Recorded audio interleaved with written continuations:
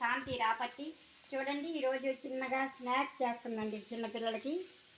Carrot, paneer, capsicum, పచ్చిమిరపకాయలు, కొత్తిమీర వేసి కొంచెం చీజ్ వేసి వేపుతున్నానండి. చీజ్ లేదు. అంతకుముందు కప్పున్నర గోధుమ పిండిలో అరకప్పు పెరిగేసి కొద్దిగా ఉప్పేసి కలిపి పెట్టుకున్నానండి. దీంట్లో స్టఫింగ్ అండి ఇది. తర్వాత చూడండి వేగుతుంది. చూడండి చిల్లీ ఫ్లేక్స్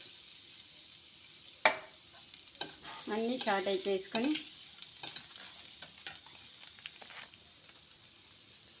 ఆరిగానో వేసుకొని అన్నీ మొత్తం కొద్దిగా ఫ్రై చేస్తుందండి.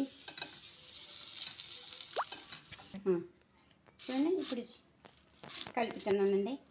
వేడి మీద అయితే కరిగిపోద్ది, లేకపోతే ముందైతే వేడికి అంటిపోద్దని వేయలేదండి. బటర్ వేసి ముందు వేయించుకొని ఇవి పెట్టుకున్నాండి. పిల్లలు కదా సాయంత్రం రాగానే ఏదో కావాలంటారు, అందుకని కొంచెం వాళ్ళ కోసమని స్నాక్స్ లాగా చేస్తున్నాను. చూడండి గోధుమ పిండిని చేసుకుని కలుపుకొని ఉంచుకున్నాం కదా, ముందు ఇలా రోల్ చేసుకొని దీన్ని చిన్న చిన్న ఉండలుగా చేసుకోవాలండి. 3-4 భాగాలుగా చేసుకుంటే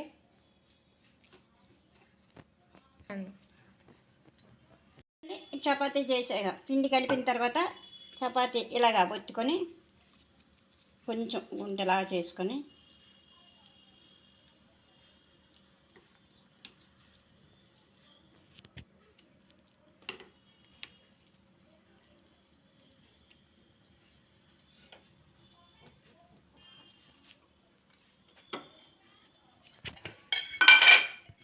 ఆయిల్ కొంచెం వేసుకోవాలండి.